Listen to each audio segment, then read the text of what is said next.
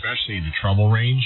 It sounds so different than anything I've heard, and I guess it needs some voltage, right? I would imagine that's a 48-volt lift for the ribbon.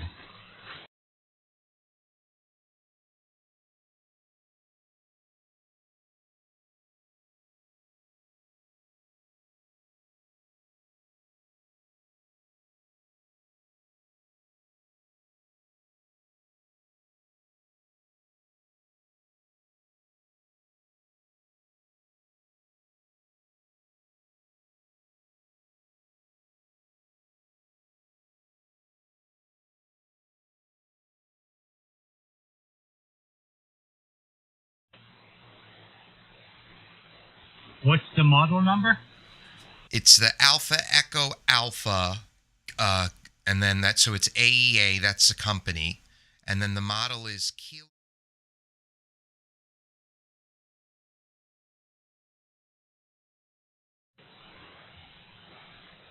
Yeah, Dwayne, after you see that mic online, I'll tell you what, if you put that thing in a mortar launcher, you could take out a country.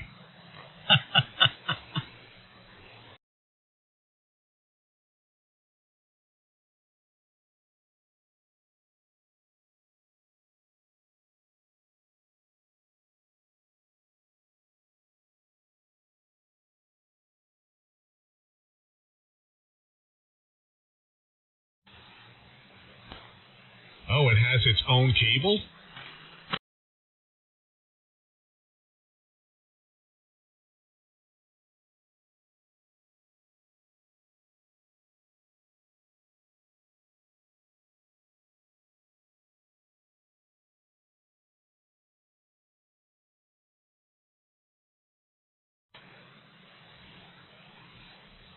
Do you know how long it is? Is it like a little 2-inch pigtail with a flexible XLR cable, or is it like a long mic cable ready to go? It's pretty long. It's either 4 or 6 feet, if I remember. Right. So that tells me a lot. That particular mic, because of the way it's built and designed and all the specs, might require a higher level of cabling. Specific double shielding or twisted pair, probably twisted pair. I bet you that's what's in that cable. That's not like a sweet water special or a little cables matters, whatever on Amazon. That cable is exclusive to that microphone. Oh yeah. And I've got, I'm barely running any cables now, but what I am running is Morgami. So it'll go, if that is a male plug on the end of it, which I'm checking right now, I'll plug one of the Morgami cables right into it.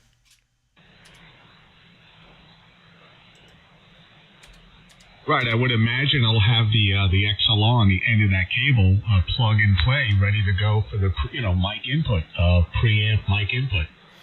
I don't know. That's what I'm looking at right now. My interpretation was it was just an extension of an XLR jack, which on a mic is male. And then you plug the female into it. So that's why I'm thinking it's male. But I'm looking at the manual right now. Give me a second. All right. And Dwayne, I saw the image yesterday. Did you scrape the desk again and you're redoing? I saw the padding on the wall. Is that like, for noise, kind of noise padding and stuff? No, Art. That's what I had up before. I had those acoustic panels up. And when Doug and I was talking, that's what he put up. And I just wanted to show my pictures when I had them up.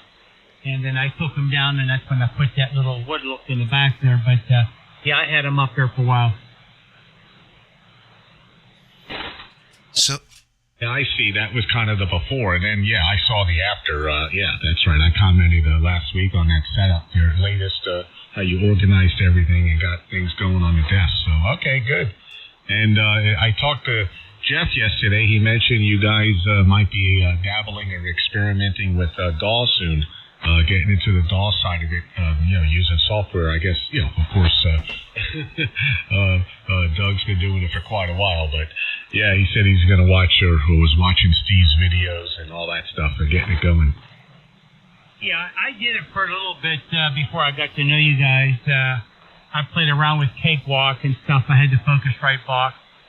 And so I installed Cakewalk again, and the plugins, of course, to come with it. And I had Jeff's Focusrite box here that he said it wasn't working right. Well, I hooked it up, and it seemed to be working fine. So he came last night to pick it up. So I would figure today he might be on there with it already ready to go. So that's why I'm anxious to hear if Jeff's got it going. So, Art, I can't tell from the manual, so I'm Googling the specific question. All it says is connector XLR 3M wired to a 3-meter captive cable.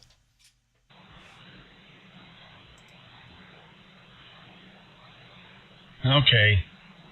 Well, something tells me that if it's coming with its own pigtail, it's probably going to be now you add your extension from that point, a regular male-female. It's probably going to be a male coming out of that pigtail at the base of the mic, or however long it is, 3 to 6 to whatever feet. But from that point, because, just think, everybody's desk is different, everybody's studio or broadcast booth or, anybody in the field, if it's going to be used for talent, they're going to have to extend that. So I would imagine bring your own cable, but they're just using apparently an external hookup instead of that being built into the base of the mic, right? Normally you just plug in at the bottom of the mic. So they're extending that out of the mic, maybe because it needs more room, because it's so big. The barrel, the housing, the body of the mic requires all that internal circuitry, and they're alleviating an inch and a half or 2 inches of an input connector. So the connector becomes external, and then you add on for what you need from that point. Yeah, and that's exactly what I assumed. That it's basically an extension cord, because these things are used a lot also for instrument recording, and if you're in a booth, right? Like you can't just say, okay, here's the cable. You got to figure out how to get it to the preamp. No, you're gonna put your own cable. So yes, it is most likely male, but I'm pretty close here anyway. If it is female, I could plug it right into the Apollo.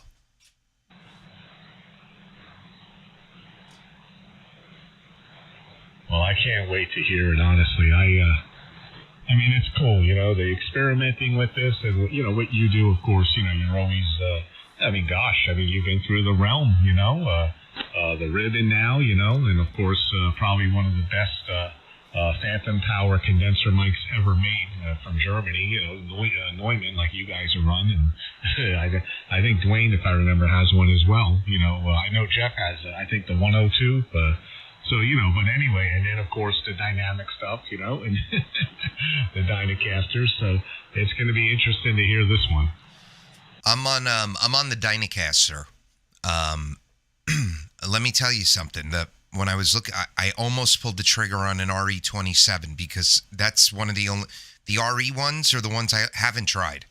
And there's a crispness to that. Is that what you're on?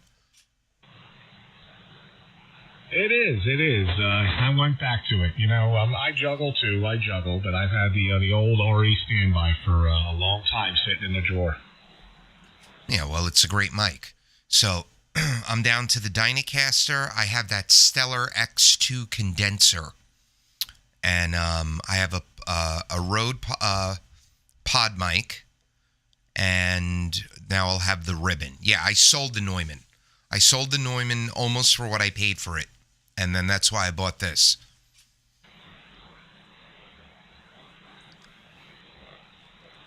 I'm running the Dynacaster also. I don't know. I was thinking about the Neumann 102 versus the 103.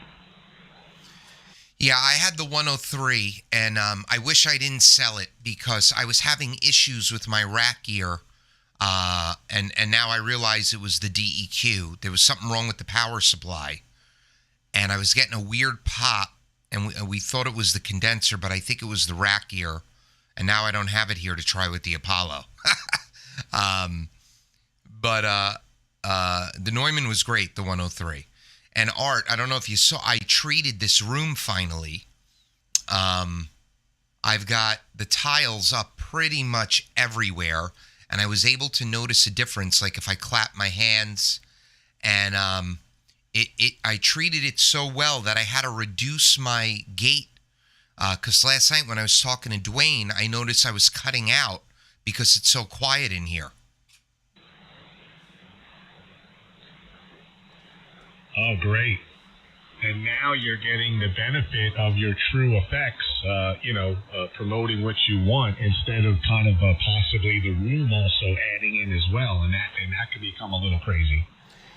Yeah. And that's another thing. When I first got on with DJ last night, he said I didn't have any reverb, but that's because maybe most of what we were hearing was the room. So now I turned it up a little bit. It sounds wonderful. It really does. It's just enough, that's to me, of course, we're spread apart here mileage-wise, but, I imagine if you're 30 plus to someone, like I get Dom sometimes, or, someone that's only 100 miles away here and 75 and they're running a kilowatt, it might be, you know what I mean? It could be a little tad adjustment going the other way, but, when you're 15, 20 over to someone, it might be just right. Yeah, and I listened to it on the SDR. I was 15 over. It sounded, it was there. It reminded me of Richie's reverb, where it's there, but it's still not overbearing. Yes, Richie. Man, I haven't heard him in a while. I don't know. I guess he comes and goes, man. He gets it going, right? Unless, you know what it is, it's scheduling. They probably do their normal 5 o'clock routine, when he starts his... That guy's hilarious, man. I love listening to him. Yeah, he's hilarious. Yeah, I think they're on usually 5, like some 8350, 8330, 3850, 3830, somewhere around there.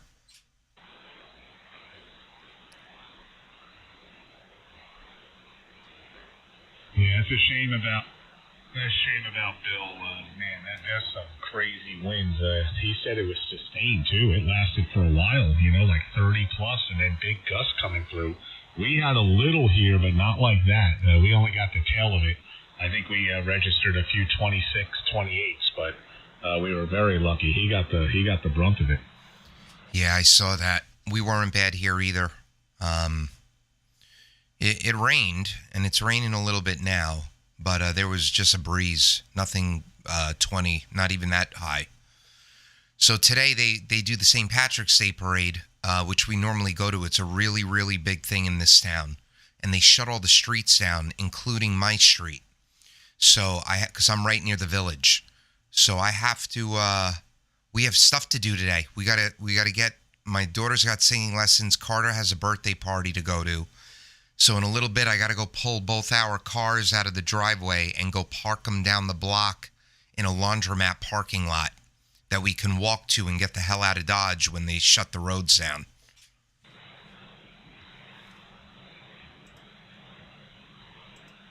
There you go. Being Morning, proactive. Todd. That's good way to go about it. That's great. Yeah, because you don't want to get caught in that jam. Ugh.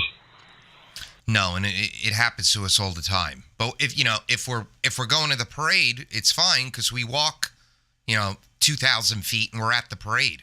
That's how close I am to the village. But no, we got stuff to do. And I remember the first year we moved here, I was so pissed I couldn't get home. Yeah, I can see you now with your palms pounding the steering wheel. No. All right, and for QNT. I think I said to the cop, I go, show me in the Constitution where you could prevent me from getting to my house. I see a 3D. Good morning, Don. Morning, gentlemen. Good morning, Don. KB2 UKA. Morning, Don. Good morning. Any more accessories coming in today, Don? You got, I know you've been waiting for mic hookups and stuff. Yeah, I think those crimpers might be here today, and then we'll get the other mic hooked up.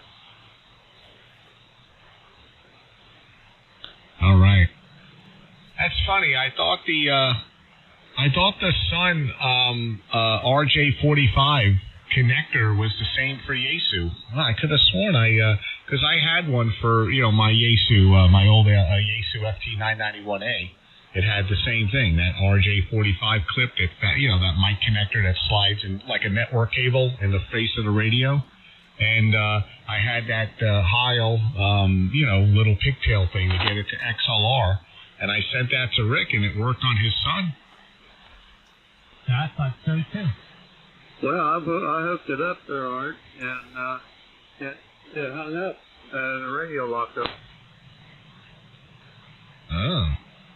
Oh, like as soon as you plugged it in, it went into a PTT lock? No, when I keyed up and unkeyed, it stayed keyed. Oh, maybe they changed something then on the FTDX10. Okay, that's a possibility. I'm referencing, the FT991A RJ45. So who knows? They could have made a change. They must have, because you are correct. It always said, even the guys on the eXpert page, it's a Yaesu mic plug.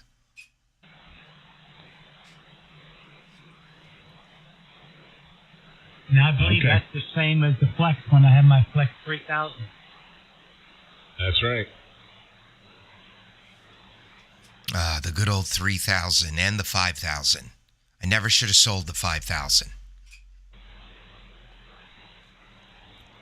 I had the what was nice about the 1500 3000. I had the 1600 or 6300 and the 6400. I never had the 5. Yep, exactly. What were you saying, Art? Double. What was that? Kept it, but I got rid of mine.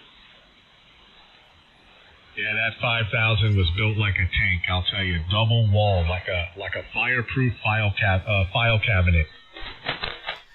Yeah, and if I'm correct, which I may not be, I believe there's a modification to give it pure signal. I've seen these guys do it on the audio pages.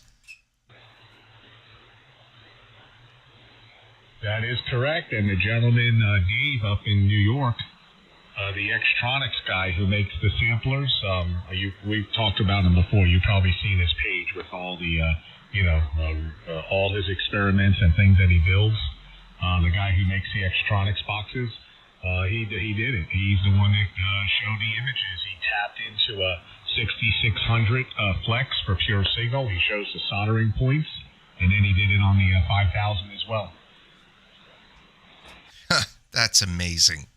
Because I guess power SDR is basically Thetis, so it must have a two-tone and a pure signal function.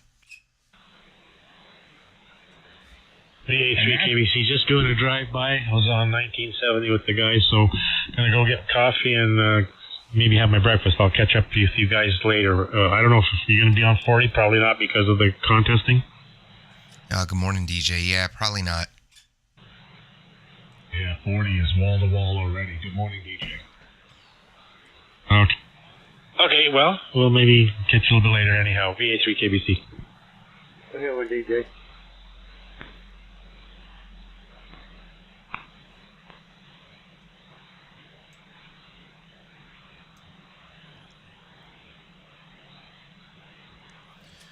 Well, 80's playing good so far. Noise floor is nice and low.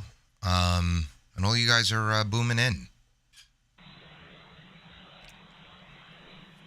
Yeah, everybody's sounding great here. And I'll tell you what, Don, I mean, I know yesterday I made mention, but again, you are just booming in. Like, there's been a lift. I don't know. That radio drives that amplifier way differently, apparently. Well, it didn't happen until I used the AMC setting. I'm not sure, Art. I don't know. Let me switch over to the loop, see if it's working as well as this bow tie. All right, well, you're 10 over right now. 23 over on that last transmission. All right, I'm on the loop. I looked outside. Everything looked good. I had no problem with the wind, even though I thought maybe the ground plane might be bent. I had some big gust that come through last night woke me up out of my sleep. If my eyes were closed, I wouldn't be able to tell because you sound just as loud, but you're 5 over on the loop. So you're 5 dB less. 15 on the peaks here. It's amazing how that works. Yep, so the almost 5 dB to R2, a little bit more. But you sound the same. Yeah, I noticed when I go to the loop, everybody's audio slightly increases, but the signal decreases.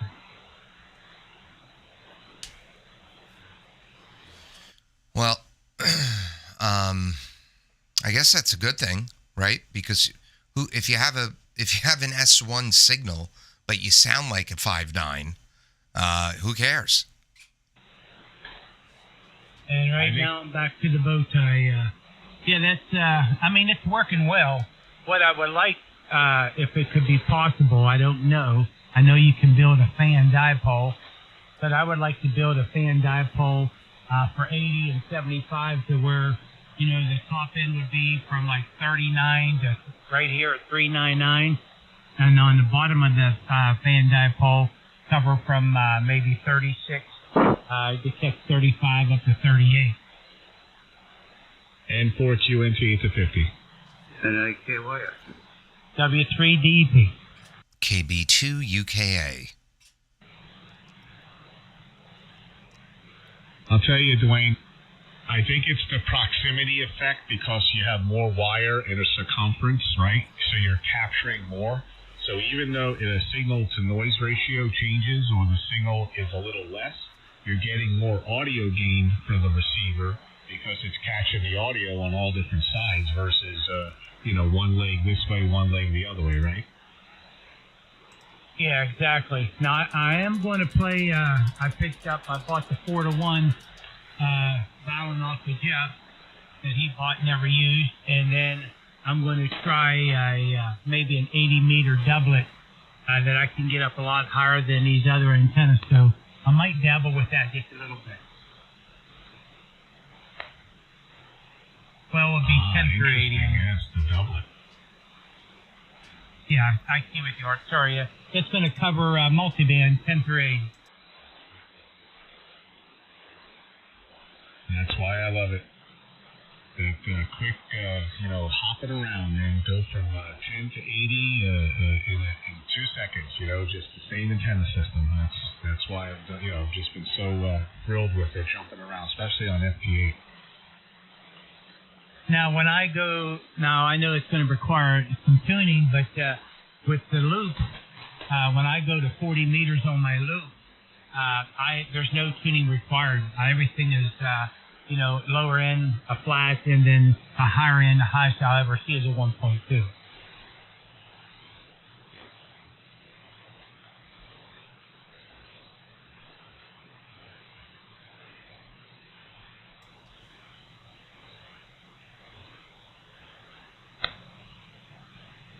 But I like to try it because I can get the whole antenna up higher. So that's the only reason why I like to try that. Oh, yeah, exactly. And the height is your friend, of course. So, that's... I'm looking right now how all this stuff's cleared out. The perfect blue, mild sky right now. It's mild and beautiful out. I'm sure hoping that's the way Bill you get out there and get something going. He should have a very calm day. This stuff is swept away, and he needs to get that drone fired up. Bill had electrical problems last night. Yeah, he said it was fluttering or something. Yeah. Somebody, Scott sounded like he lost the ground. Yeah, I was shocked. I got that Victor 4000 up there to the base, 53 feet. And that antenna, the vertical elements going up is very chintzy at the very top. Not made very well.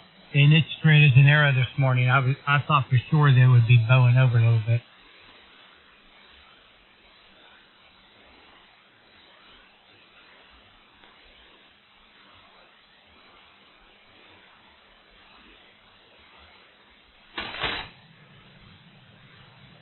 You know, it's funny how those change names over time.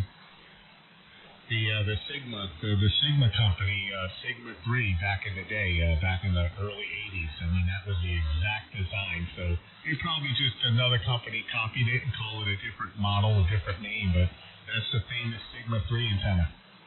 Yeah, exactly. It's made by Stereo. I think it was Avante, if I remember. So I hope I'm saying it right. Avante back in the day. Avante Sigma 3. And that's exactly right.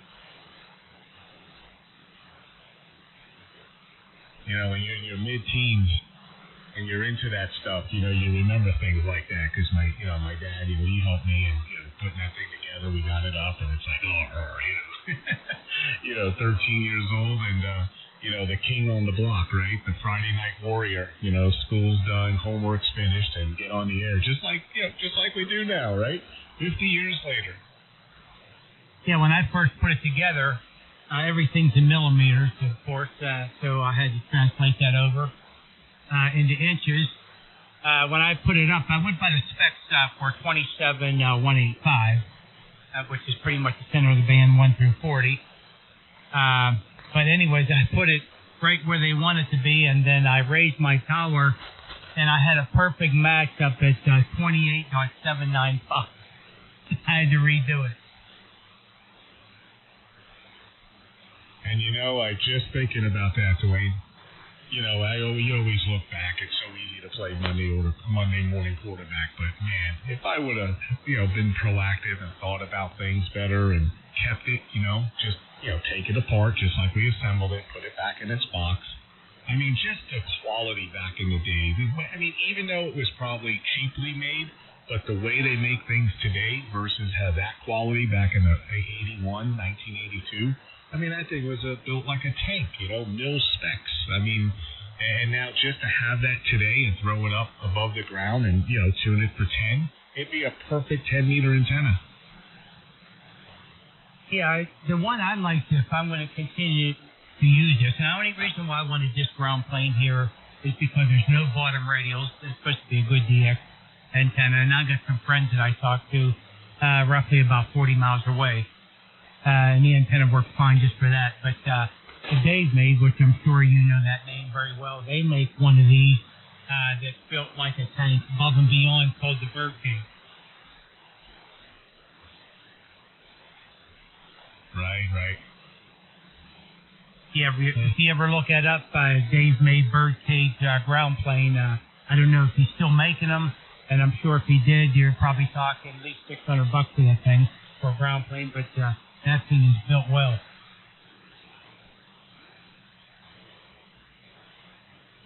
Yeah, they're out there. You just have to, know the different companies, the different qualities, and they're still, they still make them up.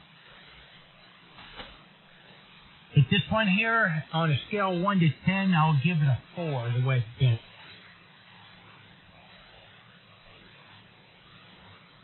Well, at least it withstands that, that bend, right? Yeah, I can imagine what that looked like on those gusts. But then, of course, it relieves, it straightens itself back out. It's all good. Yeah, I was pleased to see that.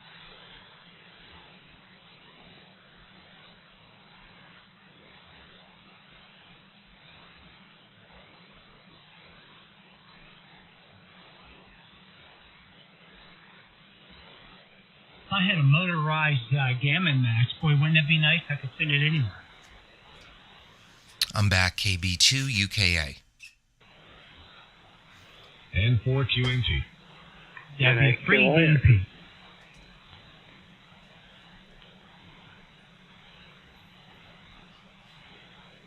Where'd you go, Don? I'm here at KYX. I thought maybe he was knee-deep in that menu. Yeah, I have been, but we must keep together.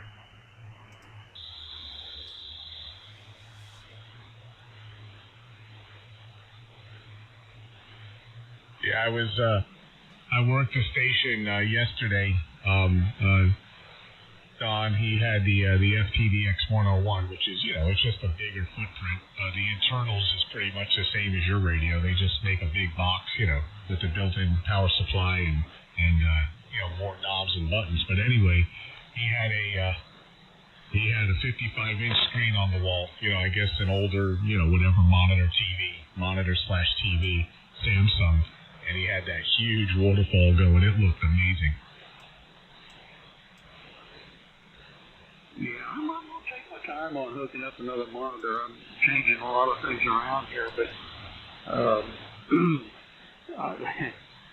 getting used to this little screen here. It's pretty doggone, resolution is great. I would do some research on that monitor, too. When I first got my FTDX10, they had some issues that the monitors... running the monitor on that radio would cause problems for the Yaesu, and then they had to correct it. So I imagine they corrected that issue on the new ones out, but I would do a little bit of research on that. I don't know if you guys were familiar with that or not. What was the issue? The monitor was creating a problem into the radio. It would burn something up. What's up, Harry? By running an external monitor. You probably can Google it and find out more information on it, but that's something I would want to be interested in finding out anyway. Huh. Yeah, I'll check it out. Art, did you ever hear anything about that? And Doug? No, I haven't. And guys, I'm going to get out of here. I just realized where I want to park my car. It's still going to be closed there. So I got to go drive down the block and figure if there's another place. I'll say 73D. I might hop back on here in a little while. We'll see. But I got to go figure the plan out. They're going to close the roads at 9 a.m. KB2, UK clear. I like to post that question. That's interesting. I'm a horrible doubler. You doubled up with Doug there. I didn't quite hear Doug. Sorry about that. I was just saying I got to go because where I was going to park my car is not, they're going to close the road there too. So I won't be able to pull it out. I got to go find another spot. I might be back on. I might not be. I don't know. KB2, UK clear. All right, Doug, 7-3. If we don't catch you later, enjoy. Have fun with the parade and 4QNT. 7-3, Doug. Catch you later. W3DEP. All right, later, guys. KB2, UK clear.